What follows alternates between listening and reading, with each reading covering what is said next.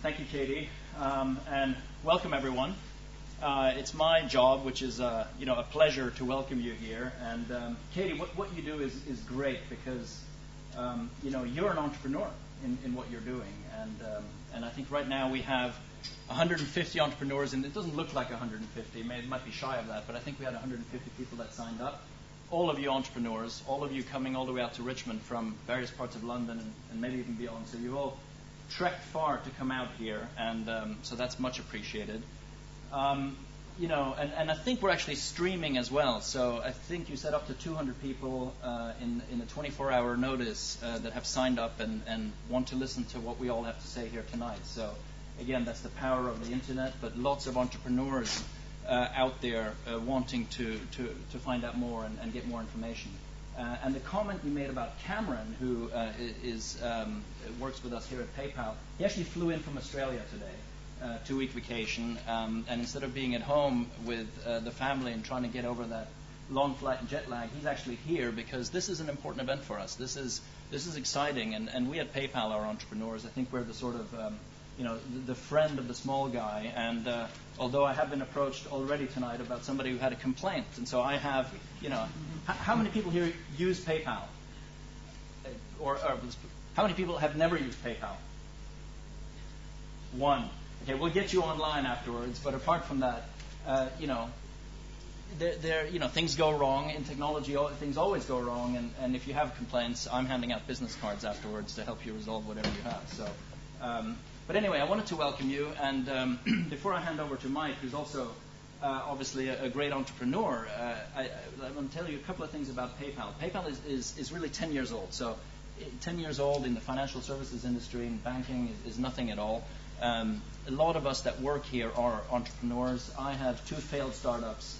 Actually, the one you mentioned, Smarter Work, that I left American Express for, got funding and survived for a couple of years, and so that was a successful startup, but I have 2 failed ones on top of that. So there's nothing wrong with failure. It's the only way to go. And when you talk about millions of businesses that are online, that are not online, and have not yet discovered that channel as part of their mix, those people are missing out. And of course, you can be only online or partially online, but I think there's no doubt that e-commerce and the internet is here to stay, either as your business or as a channel, and whether that's on eBay as a channel or out there with a website on the web. I think these days it's so easy to get online, and there are providers that make it possible to accept payments and send payments, such as PayPal. There are channels that you can use, such as eBay and other places, or Amazon, to sell. Google enables you to do it. We have partners like Venda, and there's other providers that allow you to create websites very easily, while 10 years ago, in the sort of when the commercial internet started, building a website actually wasn't that easy. There were less people around that knew how to do it, and the ones who did charge a lot of money for it. Now you can be up and running for £40 a month and trading virtually within a couple of days. And so getting online, if you have an idea, is actually easier now than it ever has been. And we're in a recession, they say. The global economy is in the worst shape it's been for a long, long time, in the UK as well, and every business is noticing it. But e-commerce is actually, although growth is down, e-commerce is growing.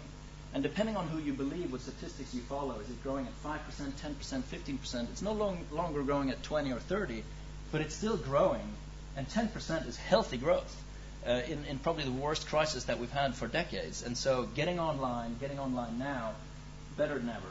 There's never a better time than now to get online. So there's a lot more that we'd like to help you with in terms of PayPal, various products, talk to you about eBay, talk to you about our partners that can help you get online, how to facilitate payments, whether you have existing products, whether they're the right ones for you. We'll be handing out contact business cards and other things afterwards, so that everyone here at least, and through Katie or other, can get a hold of us so that we can help you in your existing business, in the business that you're planning going forward. And so I'm not going to spend any more time on that to try to get us back on track. I'm also asked to introduce Mike, and I was only given your background just before I came down here, and so I'm going to have to read it off a piece of paper. And I think, I heard founder and CEO of Egg, and I think we all know what that is, and I thought that would be the big claim to fame. But actually, when I read through what Mike has done, that's not his claim to fame. I think what you should be celebrated for is that you are an entrepreneur, and that's all you've ever done. So Mike started his career as a director of technology with space-time systems. So instead of embarking on a big corporate career, it goes off and does the startup thing. Then founded and became CEO of First Direct in the late 80s.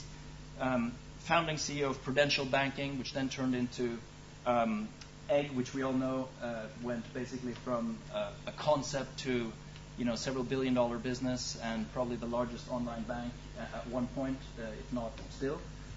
So huge success. We all know how difficult it is to launch a business, let alone have a business that employs 1 or 2 or 3 people, getting it to 1 million, getting it to 10 million, getting it to 100 million, getting it to 1 billion. And PayPal has gone through that journey, but you've done it as well. And very few people manage to pull that off. So that's entrepreneurism at its best. And you've gone on since then. You founded another couple of companies. We've talked about the innovation that you do, working for big institutions like RBS and others to advise them on innovation. And you're working with some of the biggest business minds in the world, Harvard business professors, Chicago business professors, to further develop both the thinking around entrepreneurism and innovation. So with that, please welcome Mike Harris.